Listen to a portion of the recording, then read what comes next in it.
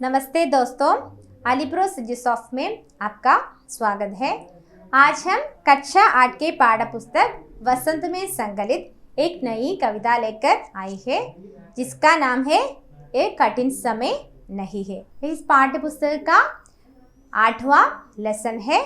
इसकी लेखिका है जया जादवानी। जया जादवानी जी हिंदी के अप्रतिम साहित्यकार एवं गीतकार है। कविता के माध्यम से कवयित्री हमें ये बताना चाहती है कि हमें आशाओं, खुशियों और उमंगों के साथ अपनी लक्ष्य की ओर आगे बढ़ाना चाहिए। अच्छा, अब कविता पढ़े। नहीं, ये सबसे कठिन समय नहीं, अभी भी दबा है चिड़िया की चोंच में तिनका और वह उठने की तैयारी में है। अभी भी झरती हुई पत्ती थामने को बैठा है हाथ एक। इसका भावार्थ ये है, इन पंक्तियों के माध्यम से कवयित्री ये कह रही है कि हे मनीष, अभी तुम्हारे सामने कठिन समय भी नहीं है। तुम्हें बिना किसी डर, भय या संकोच के अपने लक्ष्य की तरफ बढ़ते जाना है। अभी एक नन्ही सी चिड़िया अपना घोंसला बनाने के लिए एक एक तिनका जमा कर रही है। तिनका शब्द का अर्थ है स्ट्रॉ। अभी भी वह अपने चोंच में एक तिनका लिए उड़ान भरने के लिए तैयार है। इसी प्रकार वृक्ष से गिरने वाली अंतिम पत्ती को भी कोई न कोई थामने के लिए तैयार बैठा है। इसका अर्थ है कि वृक्ष से गिरने वाली वह अंतिम पत्ती, उसको भी कोई न कोई थामने के लिए तैयार बैठा है। कवयित्री कहते हैं कि हम अपने लक्ष्य को पाने के लिए जीवन मार्ग पर बिना संकोच आगे बढ़ते जाओ। यहाँ कवयित्री ये कहने चाहते हैं कि हम अपने लक्ष्य को पाने के लिए क्या करना चाहिए? जीवन मार्ग पर किसी संकोच के बिना आगे बढ़ते जाओ। अगला भाग देखो। अभी भी भीड़ है स्टेशन पर, अभी भी एक रेलगाड़ी जाती है गंतव्य तक, जहाँ कोई कर रहा होगा प्रतीक्षा। अभी भी कहता है कोई किसी को, जल्दी आ जाओ कि अब सूरज डूबने का वक्त हो गया है। यहाँ गंतव्य शब्द का अर्थ क्या है? गंतव्य शब्द का अर्थ है डेस्टिनेशन अर्थात मंजिल, और सूरज शब्द है सूर्य। वक्त यानी टाइम, प्रतीक्षा करना, इंतजार करना। इन पंक्तियों के माध्यम से कवयित्री ये कह रही है कि यात्रियों से भरी रेलगाड़ियों निरंतर अपने मार्ग पर चलकर यात्रियों को उनकी मंजिल तक पहुंचती है। क्या कहता है? हम यात्रियों से भरी रेलगाड़ियां निरंतर अपने मार्ग पर चलते हैं और यात्रियों को अपनी अपनी मंजिल तक पहुंचाते हैं।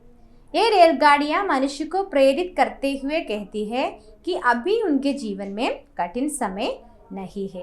ये मनुष्य को प्रेरित करते रहते, आगे चलते हैं कि उनके जीवन में कठिन समय नहीं है। इतनी परेशानियां हमारे जीवन में आते हैं, लेकिन हम इन परेशानियों से कभी डरना मत। अभी भी स्टेशन पर एक रेलगाड़ी है जो तुम्हें तुम्हारी मंजिल तक पहुंच जाएगी। यहाँ कवयित्री कहती है कि स्टेशन पर एक रेलगाड़ी है जो तुम्हें अपनी मंजिल तक, अपनी अपनी डेस्टिनेशन तक पहुंच जाएगी। उस मंजिल पर जहाँ कोई तुम्हारी प्रतीक्षा कर रहा है, वहाँ कोई तुम्हारी प्रतीक्षा कर रहे होंगे। सूरज डूबने का समय हो गया अर्थात शाम ढल चुकी है। सूरज डूबने से हमें पता चलेगा कि शाम ढल चुकी है और कोई तुम्हारे इंतज़ार में बैठा है।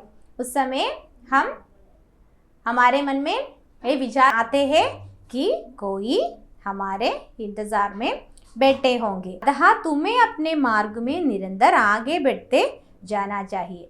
हम अपनी अपनी जिंदगी जीने के लिए किसी न किसी तरह से प्रतीक्षा करती रहनी चाहिए।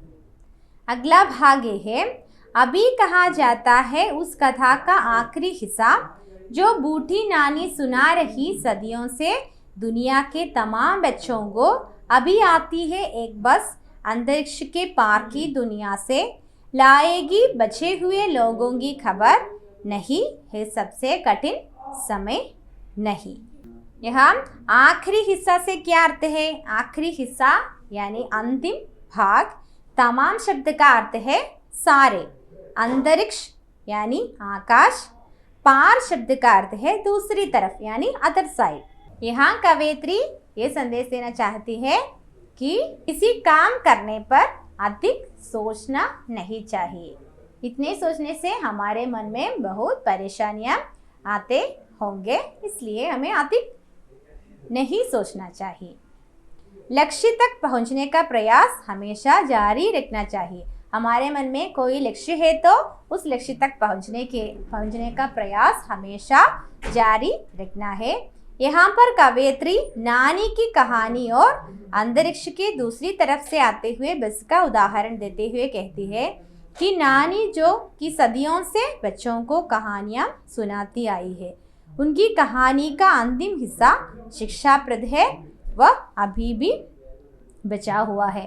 हाँ, कवयित्री ये कहती है कि नानी की कहानी सदियों से चली आ रही है, सदियों से वो कहानी करती जा रही है।